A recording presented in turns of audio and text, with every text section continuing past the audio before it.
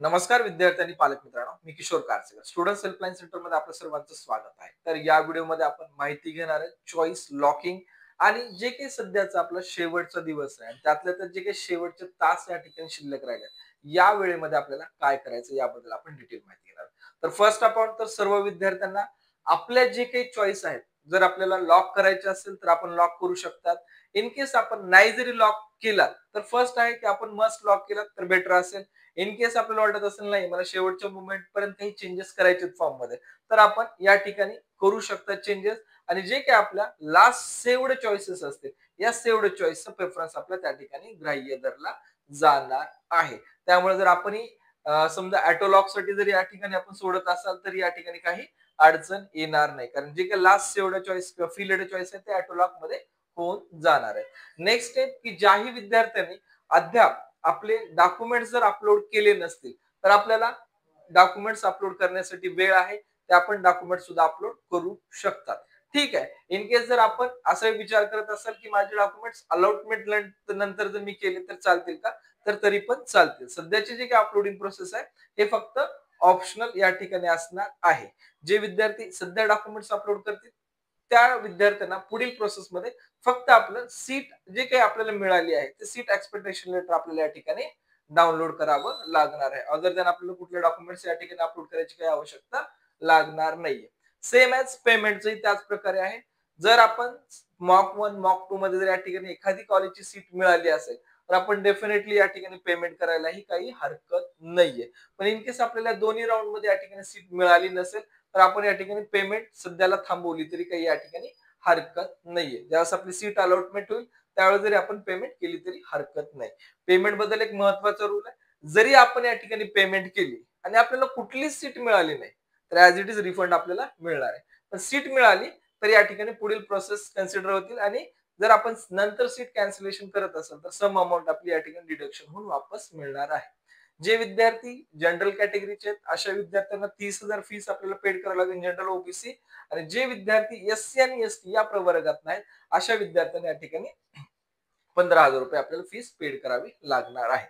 Next आपला आहे choice feeling. आता यामध्ये विद्यार्थ्यांना बरेच असे काही विद्यार्थी आजच्या डेटला कॉल केले की आम्हाला रजिस्ट्रेशन आणि चॉईस फिलिंग करायचे, तर आपण त्या विद्यार्थ्याला रजिस्ट्रेशन आजच्या डेटला कुठलं घेतलं नाही. रिझन काय, शेवटचा दिवस आहे, वेबसाईट प्रॉपर नाही चालली तर तुमचंही लॉस त्याबरोबर आमचंही नाव खराब होऊ शकतं.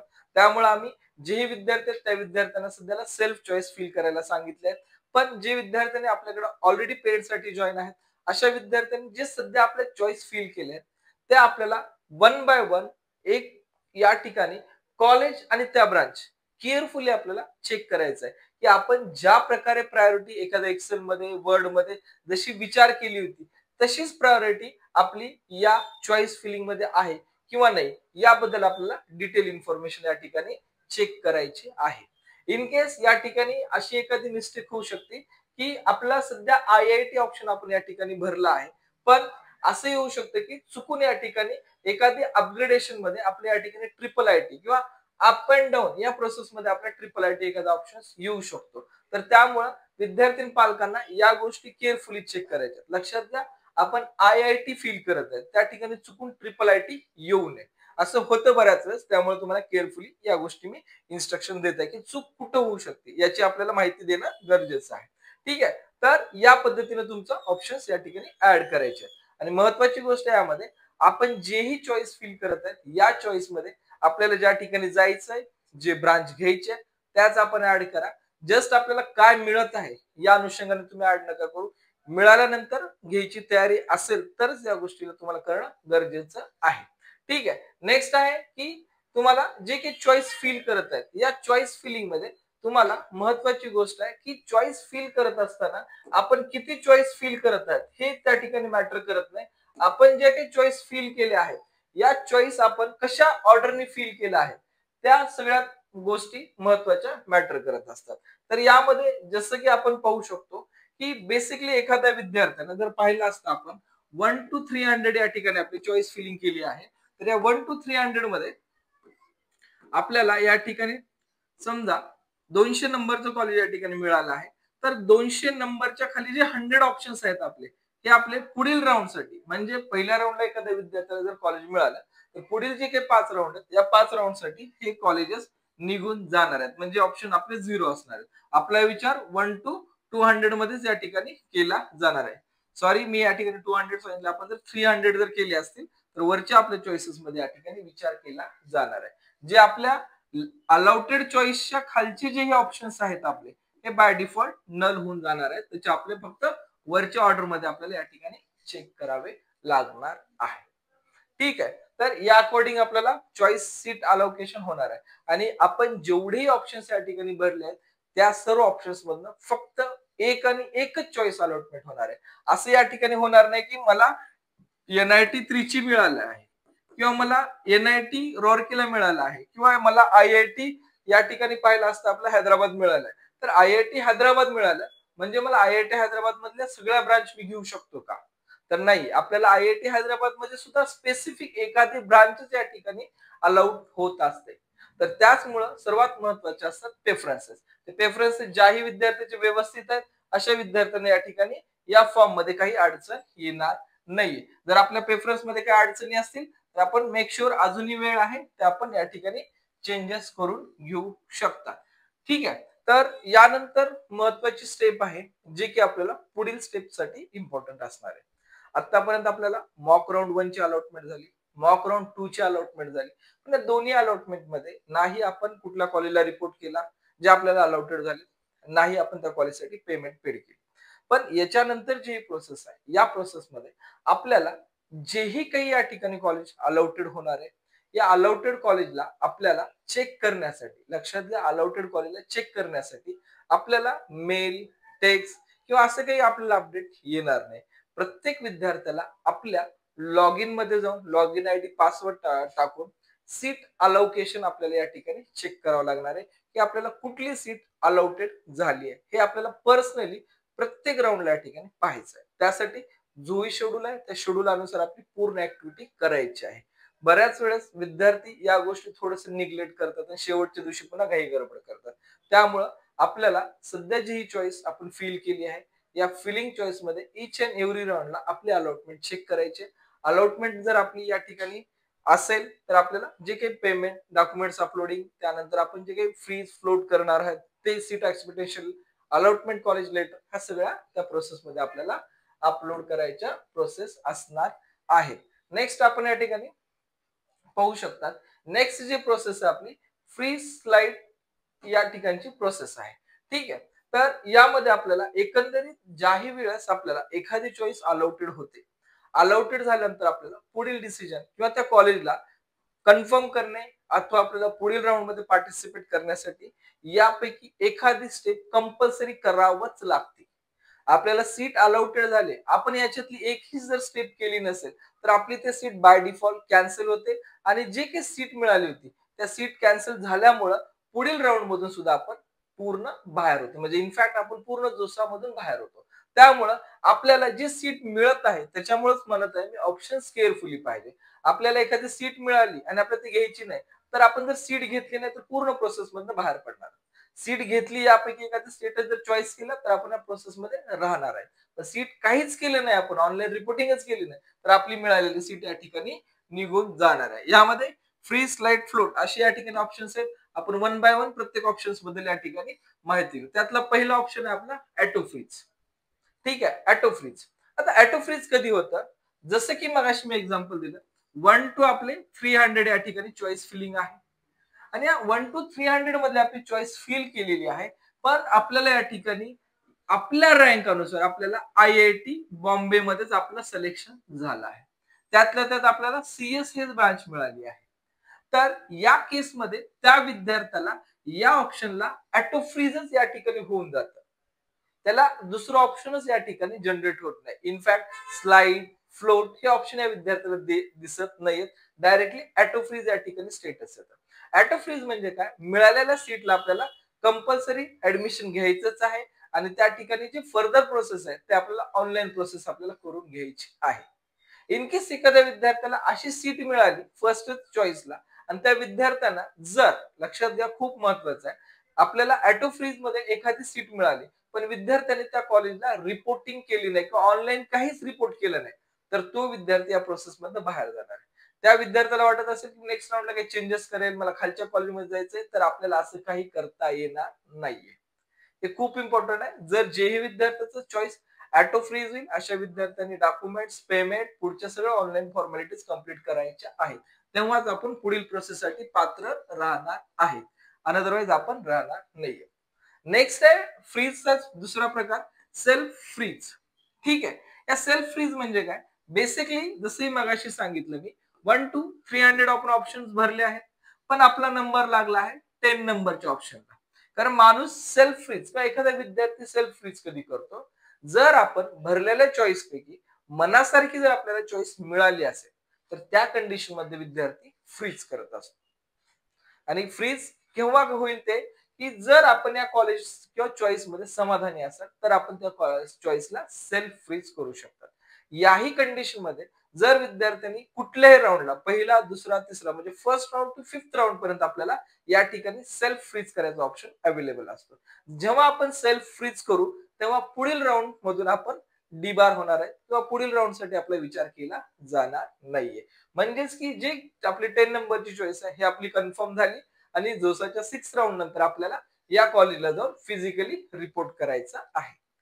लक्षात घ्या, प्रत्येक स्टेप मध्ये काहीतरी महत्वाची गोष्ट मी सांगून देत आहे, की आपली ऑनलाईन अलॉटमेंट झाली, ऑनलाईन डॉक्युमेंट अपलोडेशन केलं, पेमेंट केली, याचा अर्थ असा होत नाही की आपलं ऍडमिशन कन्फर्म झालं.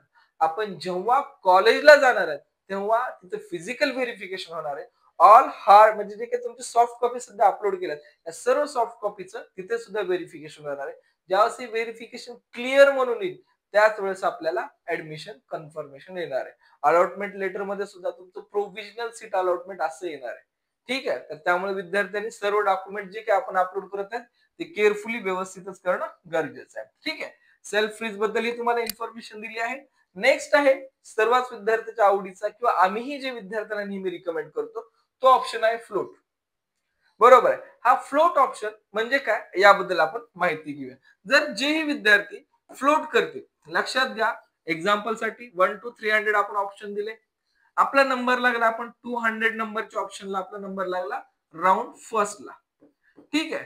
तर राऊंड फर्स्टला आपला 200 नंबरला नंबर लागला आणि आपण या ऑप्शनला फ्लोट केला आहे. तर या फ्लोट मध्ये आपण जेही ऑप्शन्सला फ्लोट केलं, तो ऑप्शन आपला सेव्ह झाला. म्हणजे आपल्याला पुढील राऊंड मध्ये, खूप महत्वाचं आहे, जर आपल्याला पुढील राऊंड मध्ये एखादी नवीन सीट अलॉटेड झाली, त्याच केसमध्ये हा आपला ऑप्शन निघून जाणार आहे आणि नवीन आपल्याला ऑप्शन मिळणार आहे. इन केस आपल्याला पुढील 5ही राऊंड मध्ये एकही सीट मिळाली नाही, तर आपला हा ऑप्शन आपला ऍज इट इज राहणार आहे. आपण 6 राऊंड नंतर जर IIT असेल तर कॉलेजला जाऊन रिपोर्ट करणार आहे. ठीक आहे. खूप महत्वाचं आहे. अजून एकदा रिपीट करतो, जर आपण फ्लोट करत असाल, फ्लोट म्हणजे मिळालेला जो चॉईस आहे हा आपला कन्फर्म सेव्ह राहणार आहे आणि ज्यावेळेस आपण फ्लोट करून पुढचा राऊंड पार्टिसिपेट करू, त्या फ्लोटला आपल्याला पुढील राऊंड मध्ये जेही कॉलेज मिळेल ते आपल्याला फायनल असणार आहे. त्यावेळेस आपल्याला असं क्लेम नाही करता येणार की माझं आधीचं कॉलेज मला पाहिजे, आता मिळालेलं कॉलेज मला नको आहे. बरोबर आहे. त्यामुळं या ठिकाणी फ्लोट केल्यानंतर आपला हा सेव्ह झाला आणि आपण पुढील राऊंड साठी पार्टिसिपेट झालो. नेक्स्ट क्वेश्चन, की या फ्लोटिंग मधून समजा 200 वरून आपण 150 ला गेलो. ठीक आहे. तर 200 आणि त्याच्या खालची जी ऑप्शन्स आहेत, बाय डिफॉल्ट नल होऊन जाणार आणि या ठिकाणी 150 चा आपला विचार केला जाणार.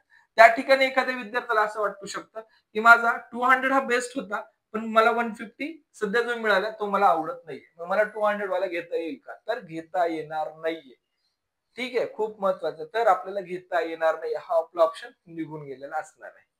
तर ज्यावेळेस विद्यार्थी फ्लोट करतात, दरवर्षीच्या प्रवेश प्रक्रियेनुसार सांगू शकतो की आपला पहिला राऊंड नंतर एकतर सेकंड किंवा थर्ड राऊंडला मायनर आपल्या या ठिकाणी बेटरमेंट होती आणि जे ह्यूज बेटरमेंट होती ते होती आपली 6 राऊंड.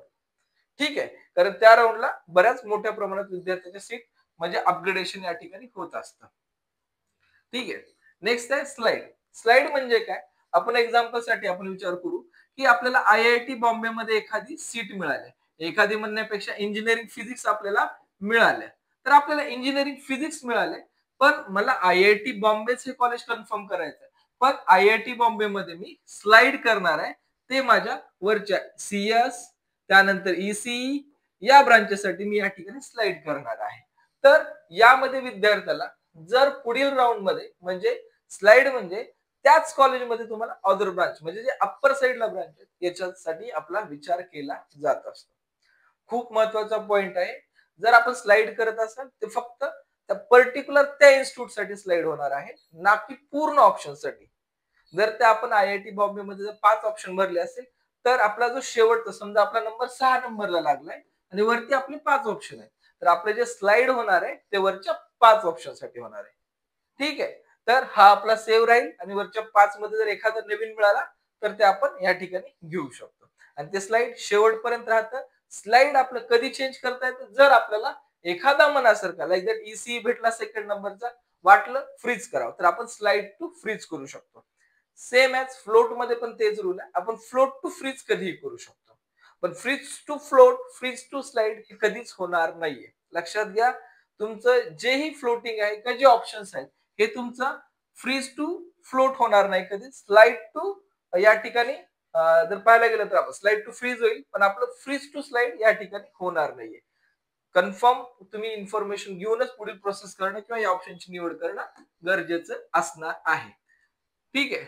स्लाइड अँड फ्लोट बद्दल तुम्हाला यामध्ये माहिती दिलेली आहे. डॉक्युमेंट्स अपलोड आपल्याला अलॉटमेंट नंतर किंवा सध्याही करू शकतात.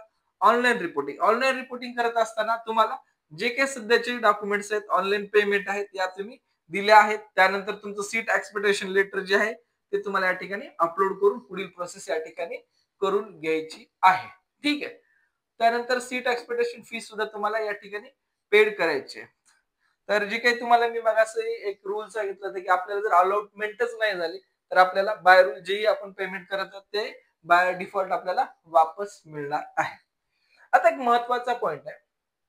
विद्यार्थ्यांनी ज्यावेळेस आपली चॉईस फिलिंग केली या चॉईस फिलिंग मध्ये मी सांगू शकतो की बऱ्याच विद्यार्थ्यांनी फर्स्ट प्रायोरिटी हे टॉप आय-आय-टी ला या ठिकाणी दिली. लाईक दॅट आपण पकडू शकतो की पहिल्या 10 आय-आय-टी. या पहिल्या 10 आय-आय-टी नंतर विद्यार्थ्यांनी टॉप एन-आय-टी ला या ठिकाणी प्रायोरिटी आपल्याला दिलेली दिसून येते. तर या ठिकाणी आपण टॉप 5 आय-आय-टी आपण एन-आय-टी आपण कन्सिडर करू शकतो. याच पाठोपाठ विद्यार्थ्यांनी टॉप नंतर लोअर आय-आय-टी ला या ठिकाणी प्रायोरिटी दिली आणि त्यानंतर लोअर एन-आय-टी ला कुणी प्रायोरिटी दिली आणि कुणी या ह्याच्यामध्ये ट्रिपल आय-टी ला प्रायोरिटी दिली. बरोबर आहे. या प्रकारे बहुतांश विद्यार्थ्यांचे फॉर्म आहेत. क्वचित असे विद्यार्थी आहेत की ज्या विद्यार्थ्यांच्या फॉर्म मध्ये total IIT, total N-I-T, total triple IT असे ऑप्शन्स आपल्याला दिसून येतात. पण हे पाहायला गेलं तर इथिकली हा फॉर्म चुकीचा आहे. Total IIT, total N-I-T, total triple IT. तर आपण top I-I-tease, top N-I-tease, lower I-I-tease, lower N-I-tease. ठीक आहे. या पद्धतीने आपण फॉर्म या ठिकाणी डिझाईन मॅक्झिमम विद्यार्थ्याचा केल्यानं आपण त्याच पद्धतीने करतो. या केसमध्ये एखाद्या विद्यार्थ्याला फर्स्ट राऊंडला आय-आय-टी मध्ये मेकॅनिकल किंवा सिव्हिल ब्रांच भेटली. ठीक आहे. फर्स्ट राऊंडला आपल्याला मेकॅनिकल किंवा सिव्हिल ब्रांच आपल्याला भेटली. तर आपल्याला या ठिकाणी विद्यार्थ्यांना ज्यावेळेस अलॉटमेंट होईल त्यावेळेस आपल्याला पूर्ण आपलं डॉक्युमेंट व्हेरिफिकेशन जे ऑनलाईन स्टेटस आहे हे व्यवस्थित करून घ्यायचं आहे. आणि व्यवस्थित करून घेतल्यानंतर या विद्यार्थ्यांना जर पुढील राऊंड मध्ये या टॉप 10 आय-आय-टी मधल्या 9 नंबरच्या आय-आय-टी मध्ये मेकॅनिकल ब्रांच भेटली होती. ठीक आहे. 9 नंबरच्या ब्रांचला या ठिकाणी मेकॅनिकल ब्रांच भेटली. सॉरी मला थोडंसं उलट होतंय की जर आपण टॉप मधला लोअर मध्ये आपल्याला हे ब्रांच भेटली होती 9 नंबरची पण या विद्यार्थ्याच्या वरच्या ऑप्शन मध्ये एन-आय-टी सुद्धा ऑप्शन्स आहेत. तर त्या विद्यार्थ्याला फर्स्ट आय-आय-टी साठी रिपोर्टिंग केलं असेल तर ज्याही वेळेस या विद्यार्थ्याची एन-आय-टी काउन्सिलिंग प्रोसेस चालू होईल किंवा एन-आय-टी मध्ये अलॉटमेंट होईल म्हणजे लोअर आय-आय-टी मधून जो ज्यावेळेस हा विद्यार्थी टॉप एन-आय-टी मध्ये जाईल त्यावेळेस या विद्यार्थ्याला डबल ऑनलाईन रिपोर्टिंग आणि डबल व्हेरिफिकेशन करायचं आहे. खूप महत्वाचं आहे. जर आपण फर्स्ट राऊंड मध्ये एखाद्या लोअर आय-आय-टी ला ऍडमिशन मिळालं असेल आणि आपल्या अजून वरच्या साईडला अपग्रेडेशन मध्ये आपलं एन-आय-टी ला झालं तर आपल्याला 2 टाइम्स व्हेरिफिकेशन करायचंय आय-आय-टी ऍज वेल एज एन-आय-टी. ठीक आहे. पण जर आपलं आय-आय-टी टू आय-आय-टी सिलेक्शन झालं फर्स्ट टू 6 राऊंड मध्ये तर आपलं 2 टाइम व्हेरिफिकेशन लागणार नाही. एन-आय-टी टू एन-आय-टी या ठिकाणी सिलेक्शन झालं तरी सुद्धा आपल्याला 2 टाइम व्हेरिफिकेशन लागणार नाहीये. अजून या ठिकाणी असं चेंज पाहू शकतो. एखाद्या विद्यार्थ्याला फर्स्ट राऊंडला एन-आय-टी मिळाला आहे आणि आपल्याला थर्ड राऊंडला आपण मिळून पाहिलं याच विद्यार्थ्याला आय-आय-टी मध्ये ऍडमिशन मिळालं आहे. तर या विद्यार्थ्याला एन-आय-टीच्या वेळेस अलॉटमेंटच्या वेळेस व्हेरिफिकेशन करावं लागेल, डॉक्युमेंट अपलोडिंग आणि पेमेंट करावं लागेल आणि नंतर IITच्या वेळेस सुद्धा डॉक्युमेंट्स अपलोडिंग पेमेंट आपल्याला करावं लागेल. पेमेंट डॉक्युमेंट्स ऑलरेडी अपलोड झाले असतील तर स्टेप स्किप होतील. पण जे सीट एक्सपेक्टेशन जे लेटर आहे किंवा जे अलॉटमेंट लेटर आहे हे आपल्याला ऑनलाईन माध्यमातून अगेन आपल्याला करावं लागेल.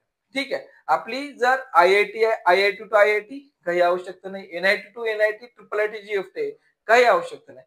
पण जर आपण अदर ह्याच्यामधनं जर IIT मध्ये जात असेल किंवा IIT मधून NIT मध्ये येत असेल किंवा IIIT मध्ये येत असेल तर आपल्याला 2 टाइम व्हेरिफिकेशन करणं गरजेचं आहे. खूप महत्वाचा पॉइंट आहे.